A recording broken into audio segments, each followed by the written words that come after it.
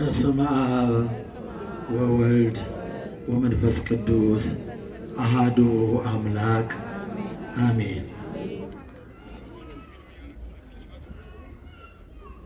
ማይቴ ረከብከ ዘከመዝ ብስራተ እንበለ ዘር ምድር እቶተ እንበለ ምት እምድንግል ጽንሰተ። ቅዱሳችሁ እንደምን ሰነበታችሁ?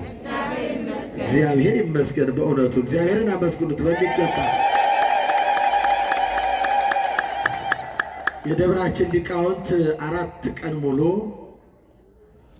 ይህንን በዓላችንን እየዘመሩ ጉሮሯቸው አንድ ጊዜም ሳያርፍ ሲያገለግሉ ወይ ሀቡርም ኃይል ውስጥ ኃይል ከኃይል ወደ ኃይል እየበረቱ እንዲያውም ድምፃቸው እያማረ የመንፈስ ቅዱስ ነገር እንደዚህ ነውና መልካም ስራ በሰራን ቁጥር እያማረ እየረቀቀ ከክብር ወደ ክብር እየጎላ የሚሄድ ነውና ሊቃውንት ሲዘምሩ ሲያገለግሉት የነበረው ሁለቱንም በዓላቶቻችንን ስናከብር በእውነት ያለምንም ኮሽታ እግዚአብሔር ረድቶን ይህንን በዓላችንን በሚገባ ስላከበር በእውነት ታላቁን መልአክ ቅዱስ ገብርኤልንና ፈጣሪያችንን አምላካችንን በደንብ አመስግኑ።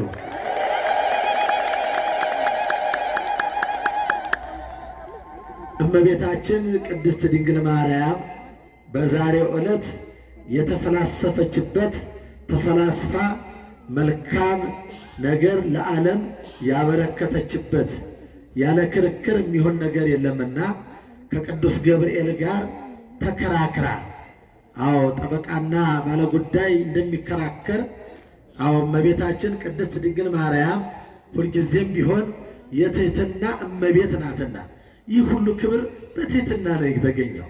ይህ ሁሉ ክብር በድንግልና ነው የተገኘው። ይህ ሁሉ ክብር በሕሊና ድንግልና የተገኘ ነው። የኛ ክብር ዛሬ በክብር ላይ ክብር ተጎናጽፈን እግዚአብሔር ርስቱን እንዲሰጠን የሆነበት ምክንያት የእመቤታችን ትህትና ዝቅ ብላ 12 ዓመት በቤተ መቅደስ እግዚአብሔርን በማገልገሏ በዚህ ምክንያት መላእክት እየወደቁ እየተነሱ ትህትናዋን አይተው ምን አይነት ትህትና ነው እያሉ ሲያከብሯት ሲወድቁላት ሲነሱላት የነበረች እመቤት በዛሬው ዕለት ገብርኤል በሚያበስራት ጊዜ እምአይቴ ረከብከ የተማረች ናትና ከየት አገኘ? 12 ዓመት ከተማረችው ትምህርት ከየት አገኘኸው? ሰው ያለ ወንድ መሬት ያለ ዘር ያስገኛል ብለህ የምትናገረው ረቀቀብኝ። በፍጹም የማይሆን ነገር ነው። ግርማ ያስፈራል። ከፊቴ ስትመጣ ታስደስታለህ። የደስታ ዜና ይዘህ የምትመጣ ነህ። ነገር ግን በእኔ እንዲህ አይነት ነገር ስለሌለ በፍጹም የማይሆን ነገር ለምን ይሆናል ብላ ተከራክራ ያገኘችው ክብር ነው። ነገር ግን ቅዱስ ገብርኤል የመጨረሻው ቃል ምንድን ነው ያላት? እሱም ተከራክሮ እስመ አልቦ ነገር ዘይሳኖ ለእግዚአብሔር፣ ዝም ብለሽ ተቀበይ፣ ለእግዚአብሔር የሚሳነው ነገር የለምና በይ አሁን የመጣውን ዜና ተቀበይ ሲላት እመቤታችን ቅድስት ድንግል ማርያም ቅድም ሊቁ እንደነገሩን ይኩነኒ ቅዱስ ገብርኤል ትጸንሻለሽ ሲላት እሷ ይኩነኒ ስትል እግዚአብሔር ወልድ በማህፀኗ ተቀረጸ። በዚያ ጊዜ ነው የኛ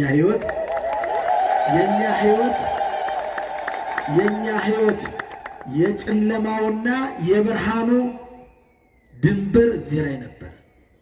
በጨለማ ውስጥ ነበር።